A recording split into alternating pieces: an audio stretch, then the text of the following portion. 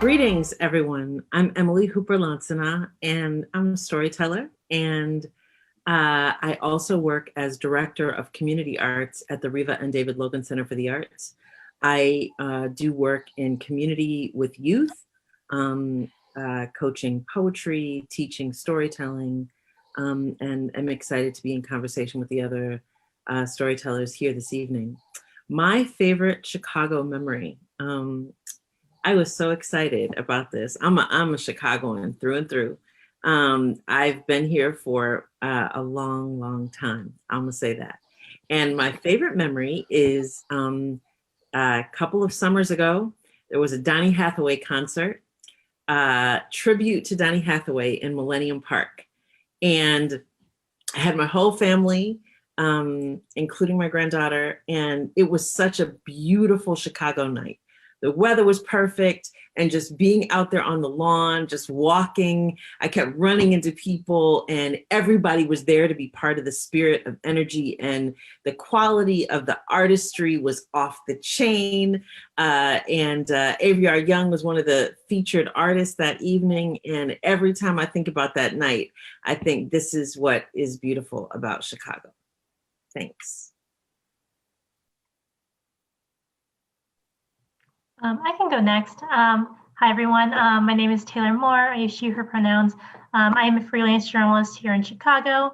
I've written for the Chicago Reader, Chicago Magazine, Vice, and a number of other publications, mostly focusing on social justice and arts and culture.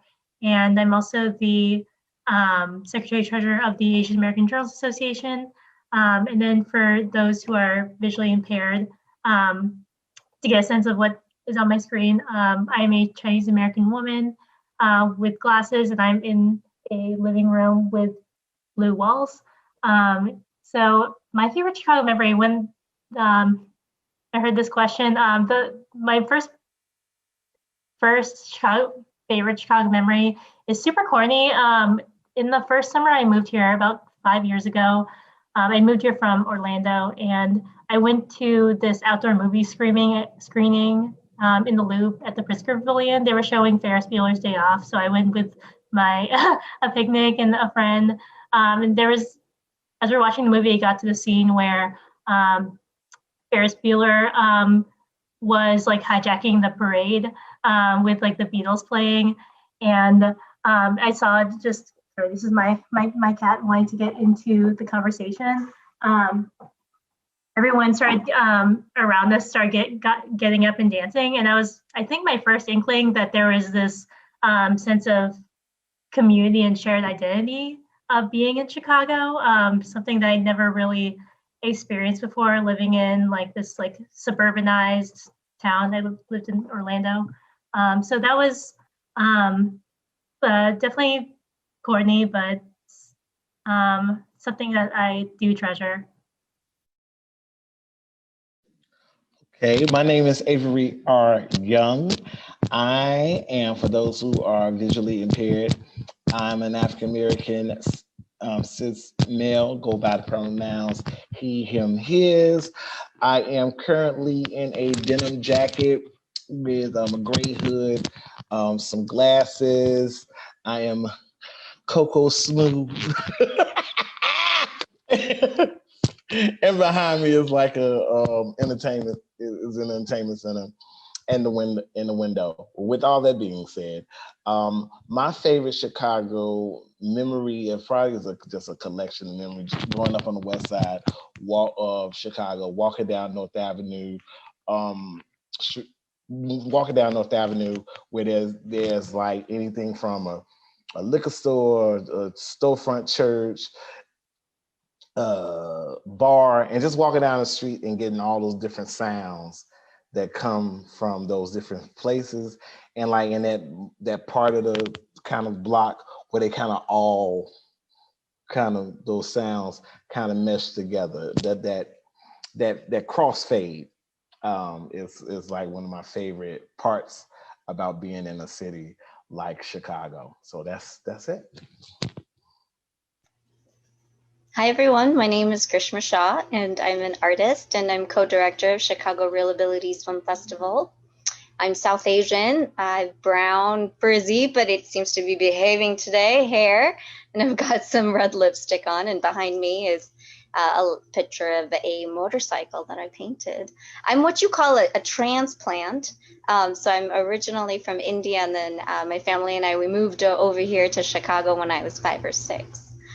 So my favorite memory has to be like 70-degree weather. It's a Chicago summer. It's like 5:45 in the morning, and I'm just running on North Avenue Beach, and the sun is starting to rise, and I'm listening to the water as it meets up with the shore, and I'm laughing at the birds because I know the birds are laughing at me, looking at me, going, "What a strange wingless animal here." But that's what I really am fond of, those Chicago summers. Thank you.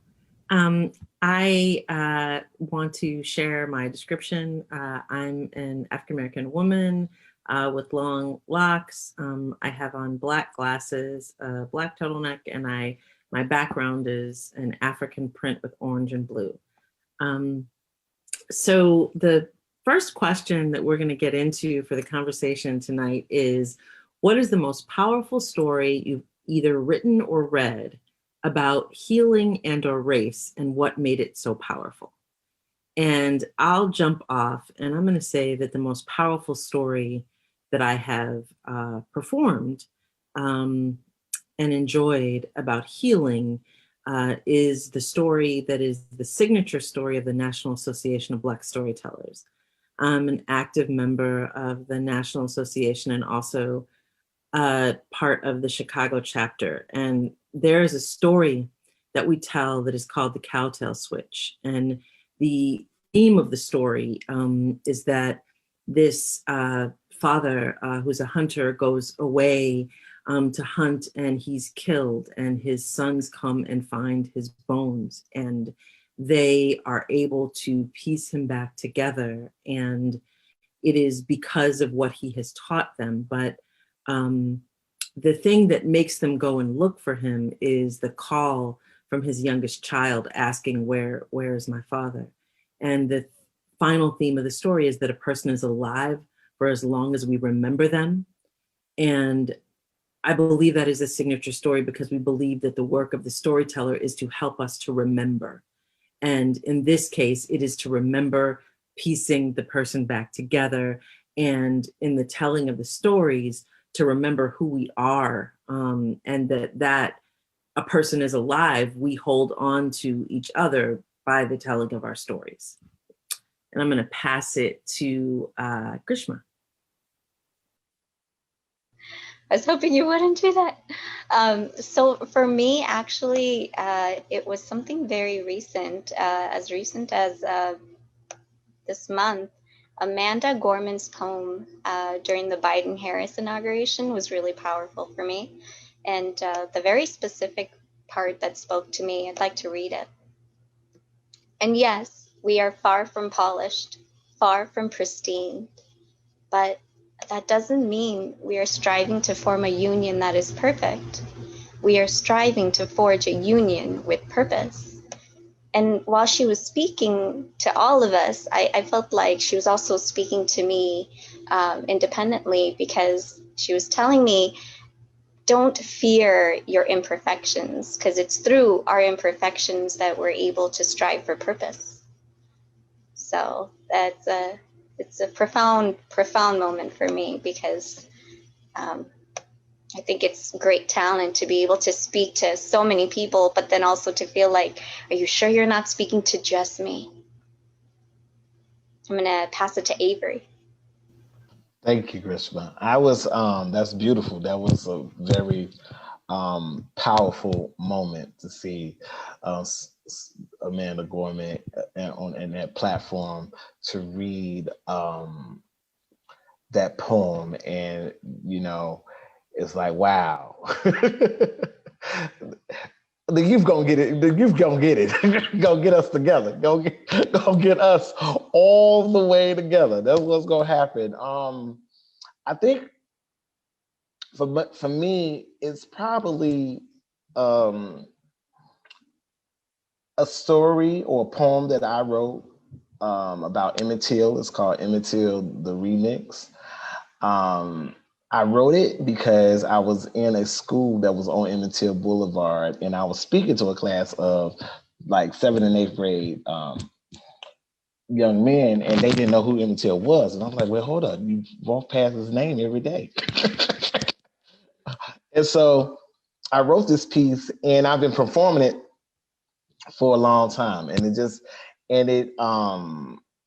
and there's been spaces when I performed, and it's been a very powerful space because of the energy that's in the room, and there's always impactful moments, but it's powerful to me because it is probably one of the first pieces that I wrote where I realized what I could do through storytelling, through language, with how I have forged a conversation about race and equity in America. So that's why I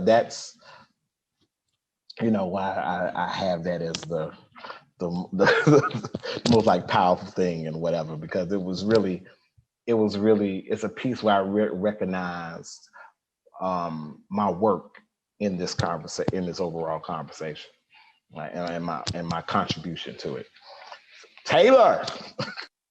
Thank you for sharing, Avery. I'd say one of the most meaningful stories I've been able to work on as a journalist was one I did in the fall. It was a story for the Chicago Reader about Chicago Public Library's new media program. I won't get too in the weeds, but essentially over the summer, because of the library cutting in-person programming because of the pandemic, they ended up laying off their contracted workers who were the U Media mentors. So the people who operated and taught like activities like in STEM, in art, in fashion, music to these teenagers. And it was a story that was meaningful to me because because it was something that the Chicago Public Library was very clearly like trying to cover up. When I would reach out to the spokesperson, they would just tell me like there wasn't a layoff, like we just don't have any need for programming anymore. But what became apparent to me as I was speaking to U Media mentors who were laid off and essentially like kind of like left in the dark about like the circumstances under which they had been laid off, it became really clear to me how important the teens who came to U Media were to them. And the space is just so special. The main one is in Harold, Washington, but they're all across libraries in Chicago. It became really clear that this was a space where Black and Brown teens could just come in and hang out or learn about science or learn how to record music, could learn how fashion design works, and it was unstructured activities, and it's just a space for them to be themselves and for them to be able to get guidance from people who weren't their teachers or their parents. And what became clear to me was that it was not just like just like a layoff story. It was also a story about racial equity in the way that, when like push comes to shove, it's always the things that benefit Black and Brown people does the thing to get axed. As public schools and as community spaces and things like that just get eroded. This was a really special space for a lot of teens, and it's not something that even if like the library goes back to normal a year from now or later this year with like the vaccines and everything, it won't exactly be the same because the same people won't be there. So that's something that was a story I really cared about. Thank you for sharing that, Taylor. And really specifically that space. When we think about all of the art and talent that came from that space specifically, we talk about Chance the Rapper, we talk about No Name, we're talking about so many people that come out of that and the work that Jennifer and Brother Mike, Mhm. Shay, when he was alive, Jovia, and all of those mentors that have worked in that space and with that youth is really daunting to think about, like, what if Chance the Rapper or No Name didn't have that space because a pandemic would have locked it down. So I mean, there's so many other spaces like it is. Organizations like Kumba Links, even the work that what Emily and I are doing with Rebirth over at the Logan Center, that's not a space where they can come and, rehearse. We've been rehearsing them on Zoom, and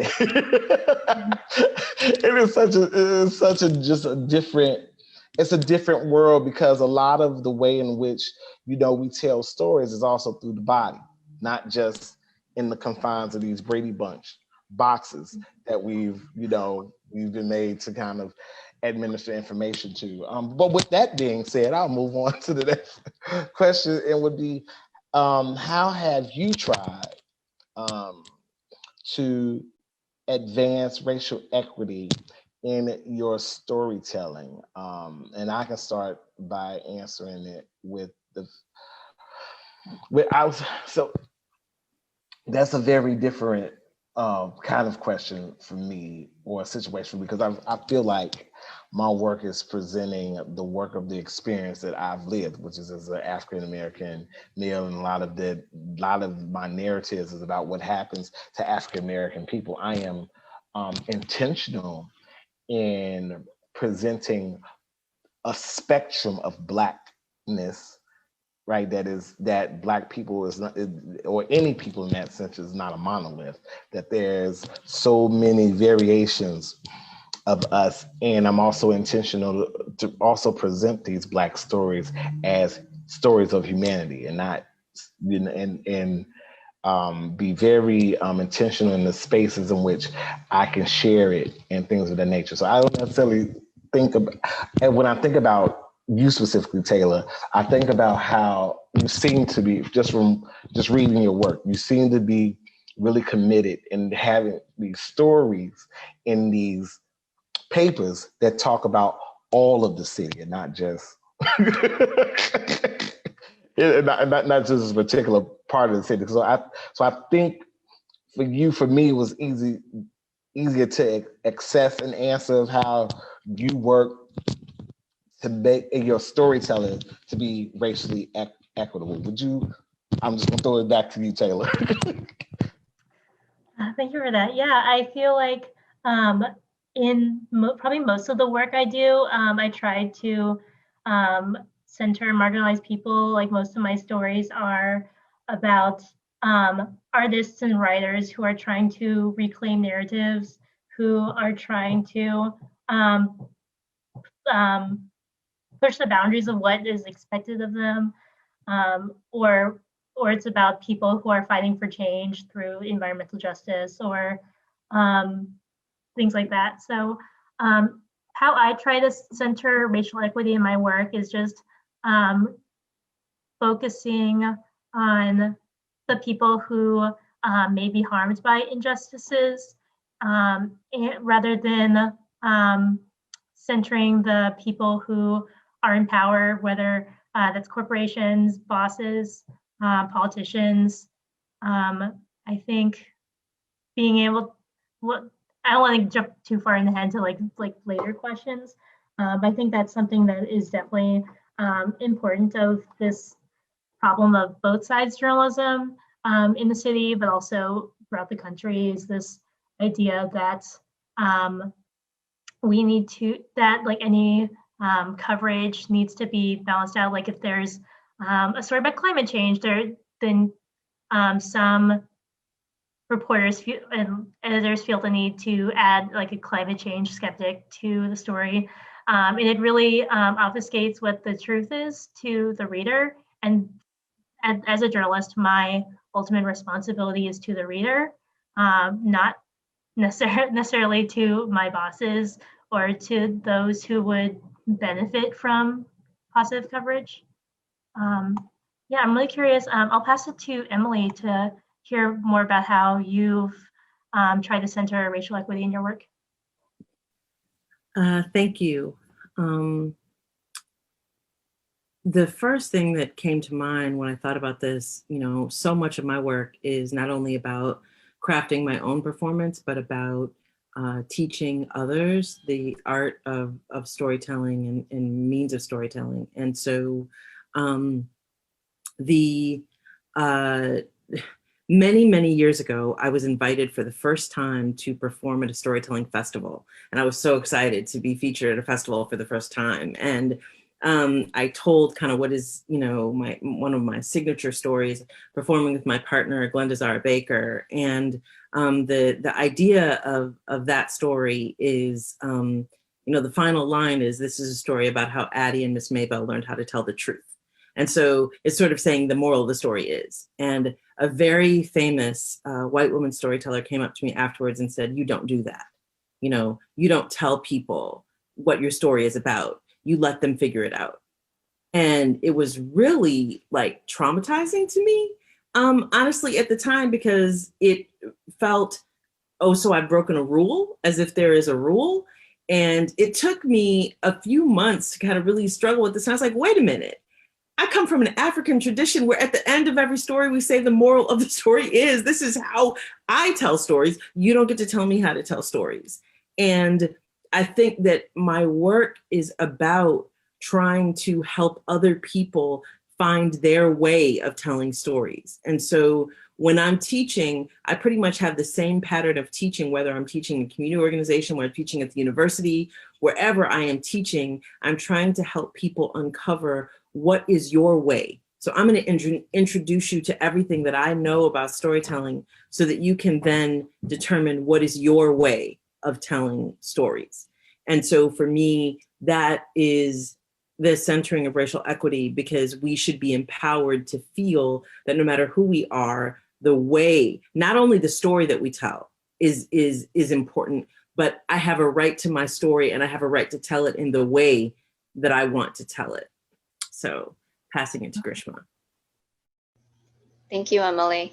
That's actually a conversation I've been having a lot in academic spaces. I'm also a graduate student, and I continuously have on the academic hat, and then I have the artist hat on, and I'm like, isn't the point of research to be able to share what we learn and share it in a way that makes sense to everybody, not just, the scholars?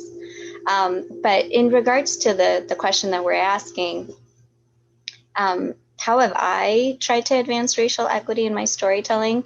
I'd have to say for a really long time, my artwork focused on South Asian culture, and South Asian culture is extremely nuanced. And one thing that I really focus on is the human experience of disability. But I want to say starting 2020, I realized that I needed to expand and explore culture much more broadly. And that includes race. And that also includes bringing in different sides of the same story. Because often I feel like people will say, okay, us versus them. But if you have a story that encompasses the usness and the themness, then I feel like it just becomes the we. And what can we do to make sure that the next generation of children or our future has a beautiful story or a beautiful legacy that we can honor?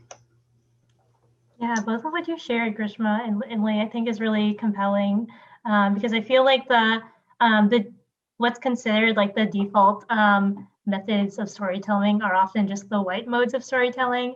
It's so limiting to what one can create. And I also think that, like, I've taught We Real Cool to a lot of people, right? Gwendolyn Brooks. And I mean, that's the power of the word we. Power of the word we. Anybody that reads that poem is now one of the seven inside the golden shovel. And that just transcends so much of especially when we're talking about this work of racial equity, right? So. Yeah, great points, everyone. So let me get to the next question. If you could undo one harm in Chicago media, what would it be? So I'll start. I don't think this is specific to just Chicago media. Media in general, I feel, has done this absolutely fabulous job of creating these one-sided narratives that we just spoke of. And it's almost like putting pictures in our minds about how different groups of people are. And, a person with a disability, for example, especially a physical disability, which is very visible, is broken and needs to be fixed because that's what the medical model teaches us. Or women of color are always angry. So these kinds of narratives are very one-dimensional, while the truth of humanity is that everything is so nuanced. So I'm gonna pass the baton to Emily. What are your thoughts?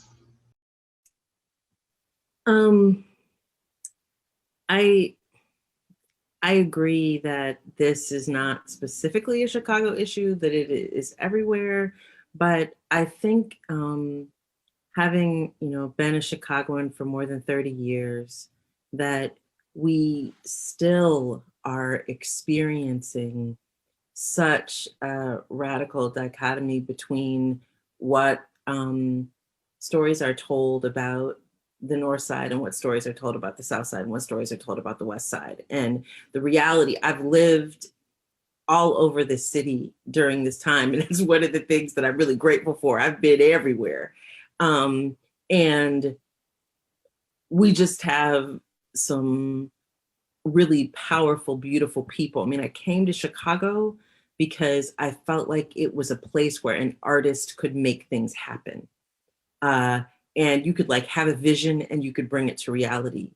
But I wish that the stories that were collectively told in the media were more about how powerful we are, all that we do to care for each other, and to interrupt the stereotypes rather than to perpetuate them is what I would say.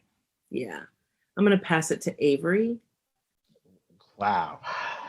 I mean, you've all just said what I was going to say. I mean, I think the really interesting thing, because again, Chicago media for me is not necessarily,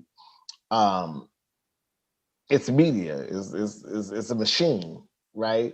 I know though, as a person who is a Chicagoan, who is also a creative, who has had like opportunities to travel throughout the world, the media is very responsible of the reaction that I normally get when I tell people I'm from Chicago, right? It's dangerous. Yeah, I get shot and killed. And I'm like, I'm not shot or killed.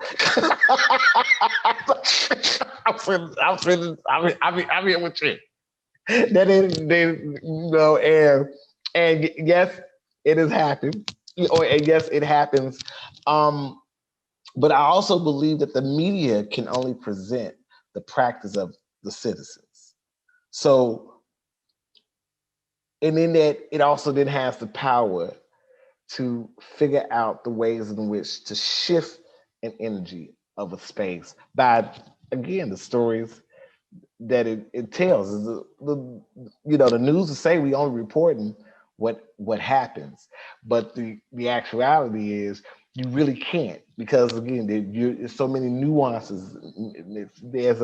You all know who works in media, there's an angle of a story, and there's a very purposed angle of a story, because the whole point of them is I need people to watch my news channel at 6 o'clock. I need people to read my magazine. I need people to read my articles. So I have to implement things that'll make people, because even in now this social media world, the clickbait, right? So you read things and it's so misleading. You read the titles and it's so misleading to what it is you get. So, media is a monster. It can be a monster. And I just wish it did more of the powerful work of shifting the energy, because it has the power to shift energies, That's what I think mostly. if I can interrupt, I have a little story. So I've kind of moved around as I'm a forever student, and I moved from the suburbs to the city. And one of my friends was like, "Hey, I'm coming over to see you." And I said, "Great, I'm in Bridgeport. Come on over." And they're like, "Wait, hold on." So they Google it. They're like, "Oh, that's too south. There's way too much violence." And I said, "No, Bridgeport's lovely. What are you talking about? Violence happens everywhere. It happens in Schaumburg. Like, you're totally fine. You can come over." And they're like, "No, I'll pass. Thanks so much." And I said, "Okay." Okay, but it goes back to what you were saying. It's these stories of what happens in the city and the violence. But I mean, violence happens in Schaumburg too. Violence happens in Skokie too. But we don't really talk about that stuff. We just talk about violence equals Chicago, which is not really true. No, it's not true at all. Well, Emily and I had worked with some cultural partners, John and Maria from Global Rights, which is an organization in Yonkers, New York. And we were meeting at a school like on the west side of Chicago, and they were late to the meeting. The reason why they were late to the meeting was because they were pulled over by the police, because these are two white people in the west side neighborhoods, of course. They're looking for crack. but this is the product of the narrative of the media. Like, like, why are you over here on Polk in Albany, right? This is Chicago, the city. You white folks, you're almost over here somewhere in Lincoln Park. When I get pulled over and asked, "What am I doing in Lincoln Park?" and I'm just like, Chipotle right there. I'm going to Chipotle. I can't go to Chipotle in Lincoln Park. Oh, okay. Well, I don't know, but this is a lot of also what the media perpetuates, right? Where we can be and what doesn't look, what doesn't look right, and it's like I said, and it encourages then the practice of the citizens. Yeah, absolutely. I think that's such a huge problem of like the media acting as a loudspeaker for like just long existing prejudices, and for the people in power who have investment in certain narratives of the South and West sides being dangerous. Or I feel like I as a journalist, I'm also like really critical. That's also something I spend a lot of time on as someone part of the Asian American Journalists Association, and part of the Headline Club, which is the Society of Professional Journalists chapter, is thinking about how can we correct the inequities, and how can we. I feel like that's like that's a somewhat daily fight, even in like my circles. But I think it's just so. I wholeheartedly believe that the city would not be as stratified if the media had not used their platforms as like a loudspeaker for just people in power for the past like 100 years. And that made me think of something, Avery, when you'd mentioned how people think like react when they hear that you're from Chicago. I'm also wondering about how your work as people of color has been may have been misinterpreted by the media, particularly by white journalists. That's something I'm really curious about as someone who also covers arts and culture.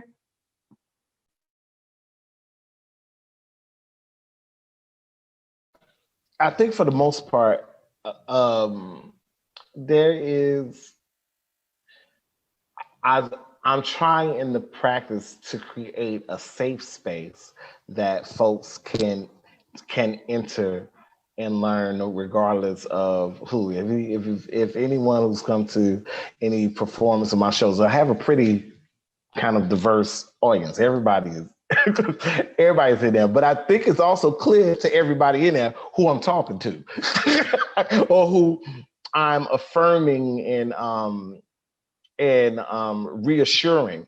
And I think I present it in a space in which people respect that's what I'm doing, because it's not an insult of anyone else, right? You don't have to praise, you don't have to insult a thing to praise another, right? So and I think for the most part, at this point where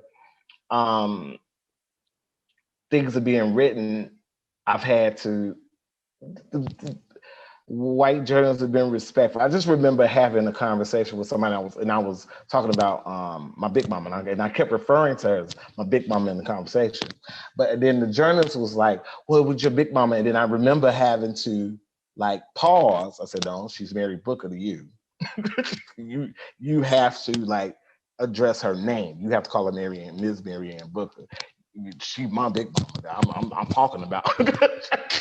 But you can't call her big mama, right? So I've had to do like that, and again, it was respectful, and again, and the allowance, I guess, where the learning happens, right, is he only said, or she only said big mama because I kept saying big mama, but it was like when I heard her say big mama, I had to wait, hold up, no.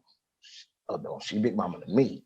You have to call her. You can't put that in your newspaper, big mama, Avery's big mama. You have to put in that article, Mary Ann Booker, because that's her name, right? And there's a level then of respect, which I think at this point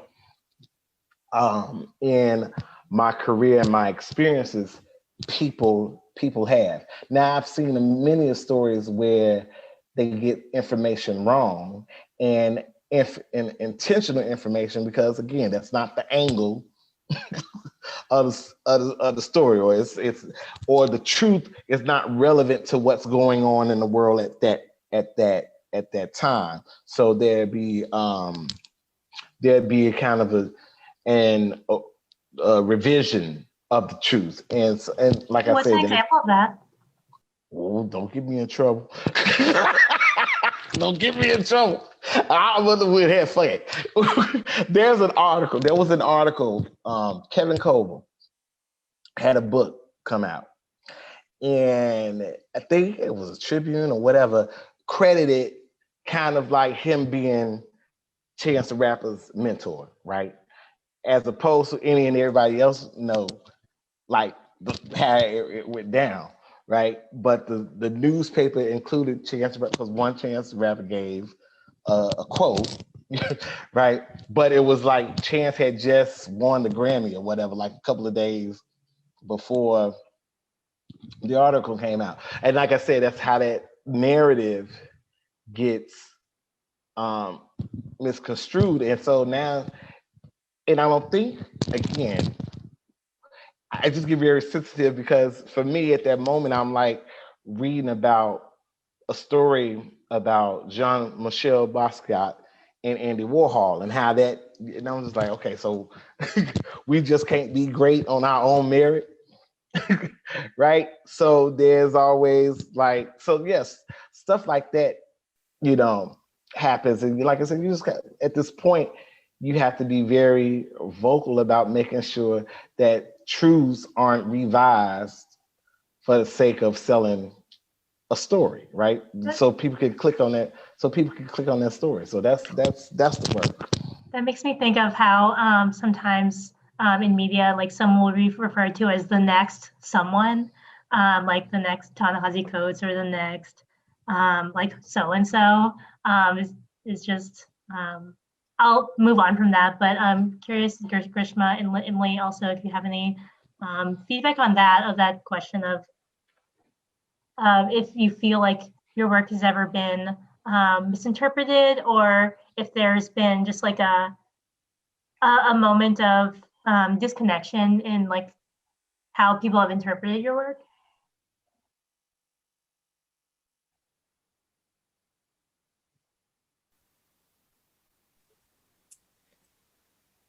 I'm struggling on this one.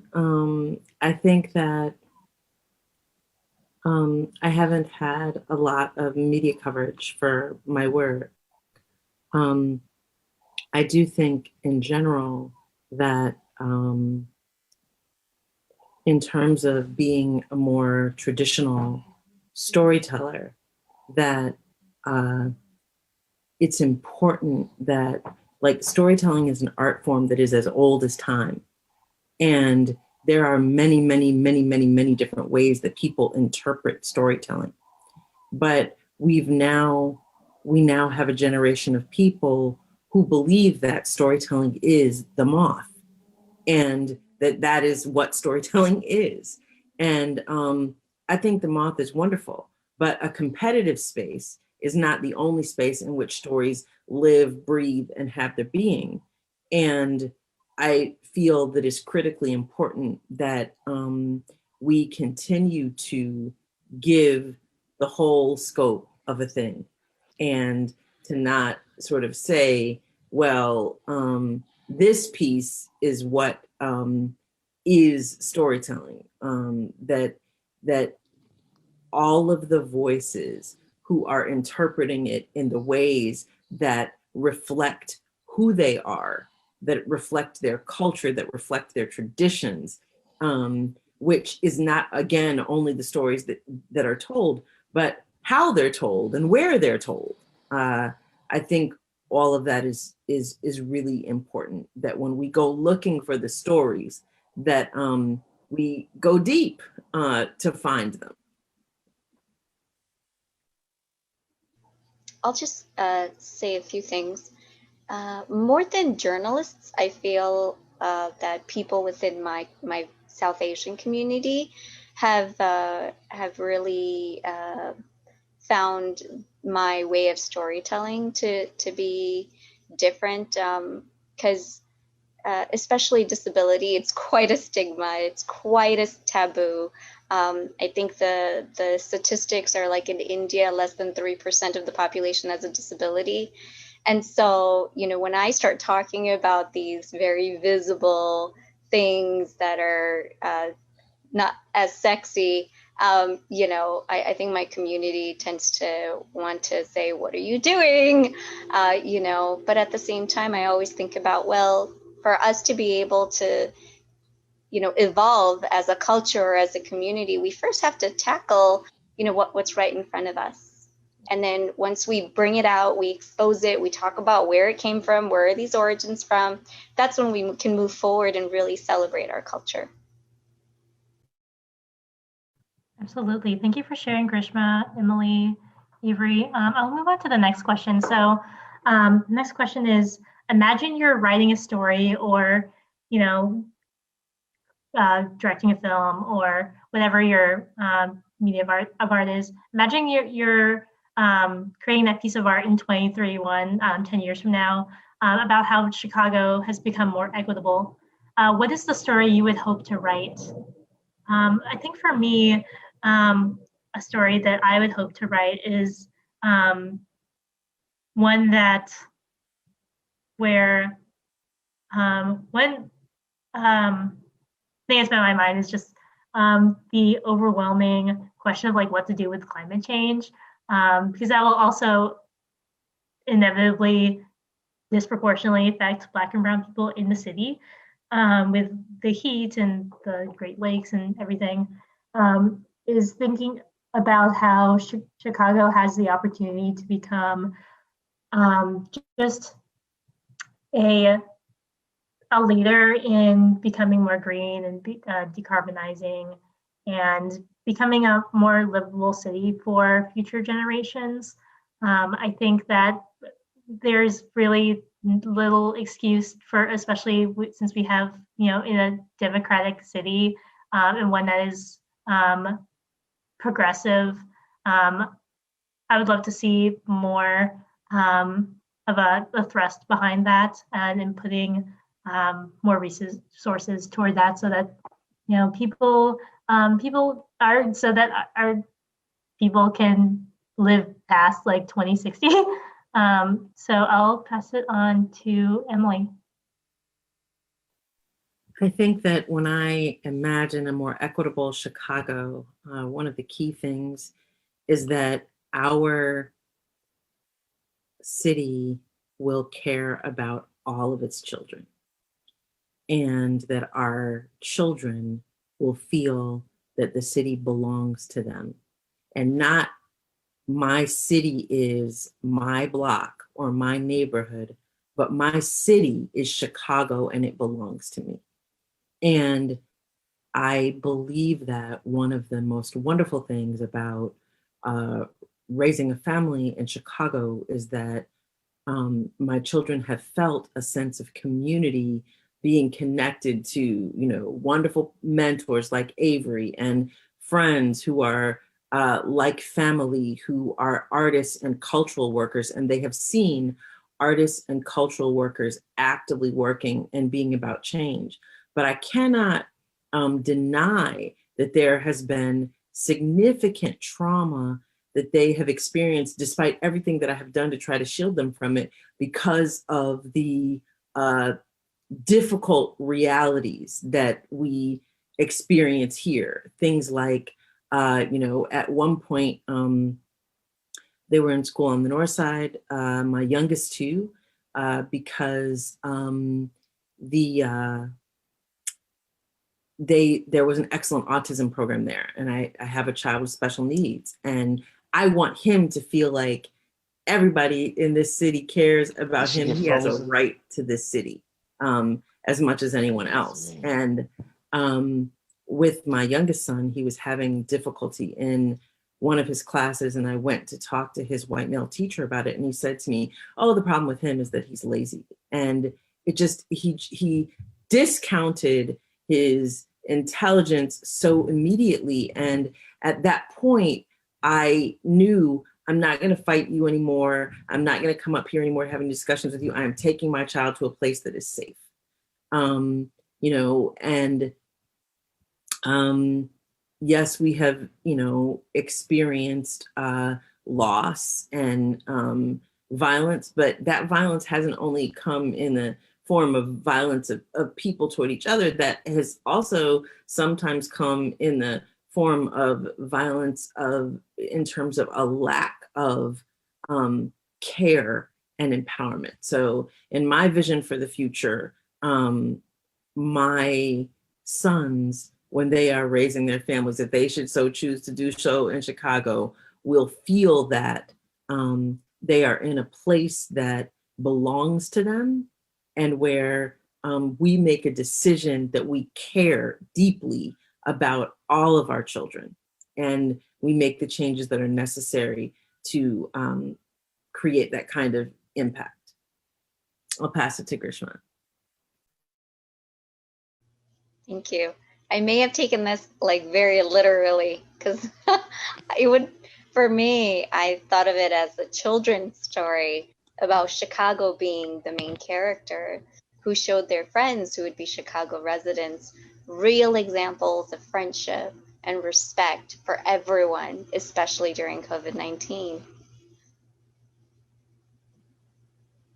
And the reason why I gravitate towards children's stories is because I feel that they are the influencers of our future, right? So if they are able to understand what it really means for there to be equity and love and friendship, then we're going to be in really great hands. Avery?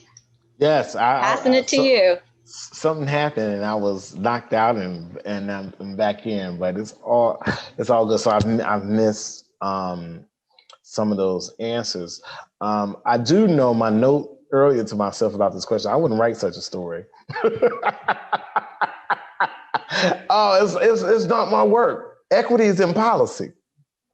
And anybody that understands, and any and everybody that understands it, understands equity is not about you having what I have, right? Equity is that I lose something so that you can have, right? And that is, I can be more intentional in gathering the fortitude that I am equitable in my practices and in what I'm doing as far as work, what I'm doing as far as administration with the floating museum, but I understand equity and true equity from the lens of the creators or from the creatives and from um, um, anyone who will speak on it and write about it and do all these things. Yes, it influences, but if it does not change through policy, right? We just gonna be talking about equity all the time. We just gonna be talking about equity all the time. There was, there was a time where gentrification was considered redlining. So we just switching names to the same shit. So it's policy, right, has to shift. And for us to talk about equity, yes, the children, we teach the children better, but who elects a 23-year-old in the office? Right? Most people we have a 70-something-year-old president, not a 28-year-old with all of these fresh ideas and things of the nature. So like that question or that response to me is real complicated, because for me, equity is totally is a matter of policy. And yes, as an artist, as a creative, as a citizen of a city, I can do my work in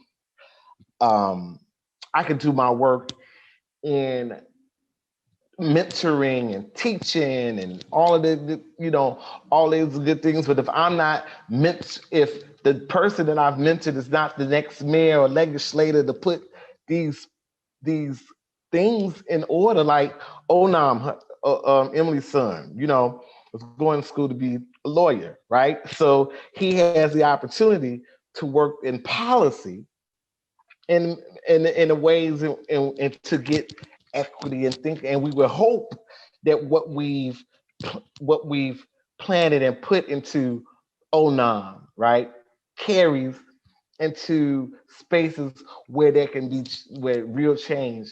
And that's if Onam wants to even be want to do that. He's 22 years old. He can change his mind tomorrow about what he want to be in life. You know what I'm saying? That's, but ultimately, equity is about policy. And if policymakers are not having this conversation about what they can do and be intentional about equity, and it's so much about like everything about who is represented in those spaces when these policies are being made, right? Then we gonna have this conversation forever. Like, yeah, we're artists. It's our job to imagine the best of this world. It's our job to present the best of what humanity can be. That's what we do as artists, right? But we still live in a world where somebody is working at the best of their pocket.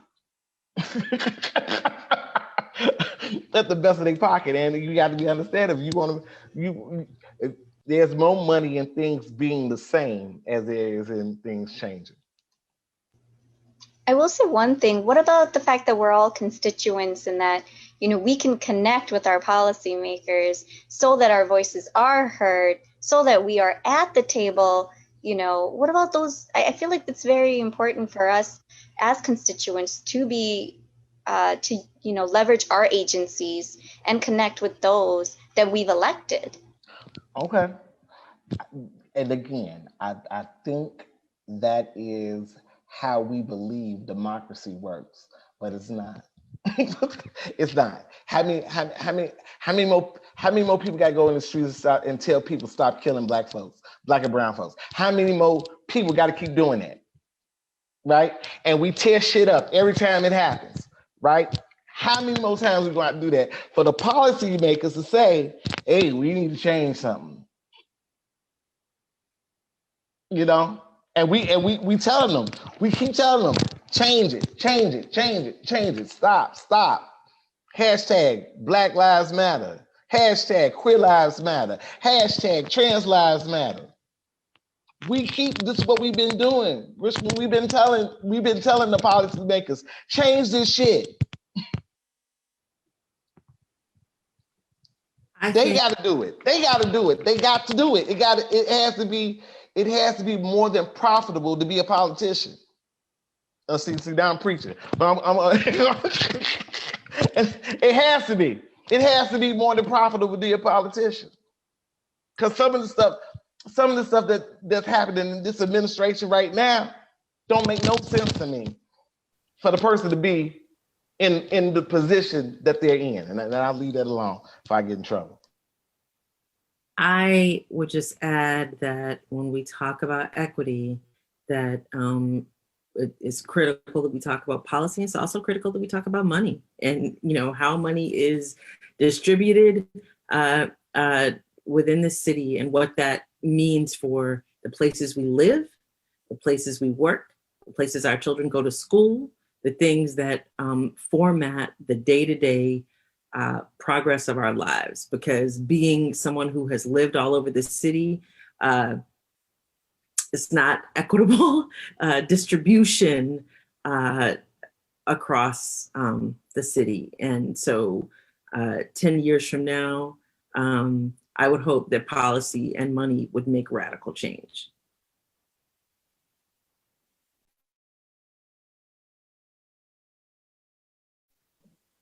Yes, and just to let y'all know, we have 4 minutes left. That's the Taylor, did you have anything more you wanted to add? Not at this moment. I think we can move on to the last question. Oh, the last question is the anthem for Chicago. Or for me, it's so many songs I thought about. I thought about Go to Chicago. I thought about like Roy Ayers song, Chicago. But right now it's just house music, house of nation. It would be a house song. A house song for me is the anthem of Chicago. Anyone. As long as it's a house song, it's the anthem for Chicago.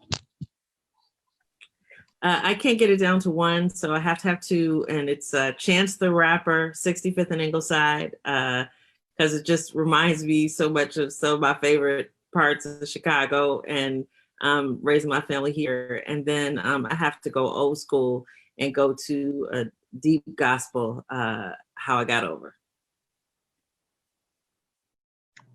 I think mine is probably Sufjan Stevens' Chicago. He's not even from Chicago, but like there's definitely this like oneness type of like energy to that song that I really appreciate. I have like a huge crush on Billie Eilish, so anything and every song that Billie makes, I feel like makes sense to me. So I'd pick My Future, because I'm really in love with my future, and I think that I'm in love with Chicago. And once we talk to our Chicagoans, we can make a really great future together. Yeah, that's the last question, y'all. It's been thank everyone for joining us in this conversation. This is part 4, so there's 3 more parts that you can actually go on the YouTube channel and see. Hopefully everyone, and do not forget there's a conference, right? This weekend, right? I'll tee you up on the closeout. So first and foremost, I just want to say thank you to everyone. This was such a beautiful conversation. It is a treasure to sit and witness. So just thank you all for being exactly who you are, living the lives you live, and contributing the work that you contribute. I loved every second of it. So thank you. I just want to remind our audience that I have a few takeaways and take-homes for you. So one, this Friday, January 29th, Together We Heal is going to do a virtual summit. And from 10 a.m. to 12:30. You can join us. Just go to chi.gov/Together We Heal and just go over to that virtual summit, and you can witness a showcase of all of the work that we've done. It will feature and share out some of the candid conversations that we've had, but it will also include a new candid conversation between the mayor and the governor, as well as a conversation with the Monuments and Memorials Task Force, and another conversation with partners who have been dedicated to healing work and have participated in different efforts across Together We Heal. There'll be music, there'll be good word. It should just be a good time for us to come together and just have yet another Chicago moment. So join us Friday, January 29th. From 10 a.m. to 12:30, no registration needed. Just pop over to this website at that time and you can check it out. Additionally, if you like Candid Conversations, any part of the series, I have to say these conversations don't have to be that hard. They can actually be pretty simple questions. And the goal is just to get some good people together and have some real conversations about race, healing, and Chicago. We have a conversation starter kit that you can just click on right there, and you can use this to support you in your conversations, or you can use it to inspire you to come up with other questions for your group. So definitely check that out. And then last but not least, we just launched a survey called Chicago's Vision for Equity Survey. It's on that virtual summit page.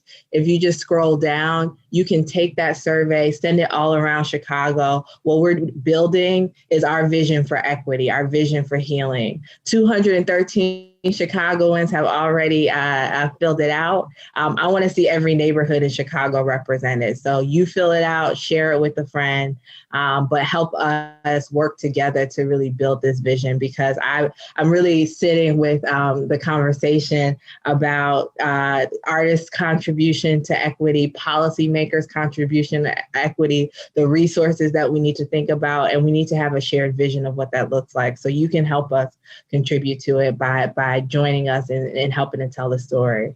So again, thank you all for joining throughout Candid Conversation. All of these conversations are on Public Narrative's website and YouTube page, so you can go back and share them with others.